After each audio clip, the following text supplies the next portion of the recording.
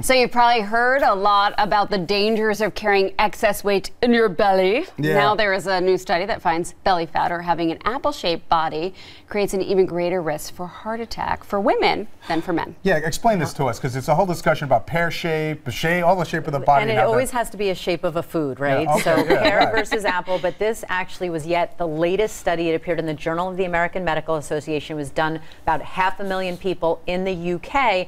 And what was interesting about it is they were looking at that controversy about body mass index versus something called waist to hip ratio. And if you look there, that's, you know, the pear shape in green, the apple shape in red. And obviously, if you carry your weight, you know, more in the apple configuration, that's what this study found was at an increased risk for heart disease, especially amongst women. So this is probably good news to the people who for years have said body mass index doesn't account for muscle, it doesn't account for subcutaneous fat, which is evenly distributed throughout our body.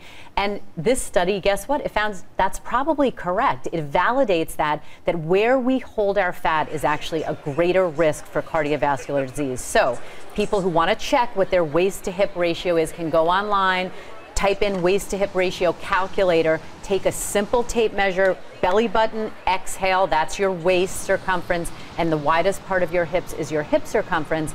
But look, measuring it is easy. How to fix it, that's the hard part. So I want to give you some actionable tips here. If you need to reduce the amount of abdominal fat you are carrying, combo of cardio and weight training has been shown to be the most effective. It's not just cardio, believe it or not. You have to cut down on the sugar and those bad carbs, because that's what lays down what we call the visceral adipose tissue, which is dangerous fat. And if you are struggling, and if you can consult with a healthcare provider, a nutritionist, really to target that fat, it's important, because this could be a very modifiable risk factor for heart disease, which is the #1 killer of men and women.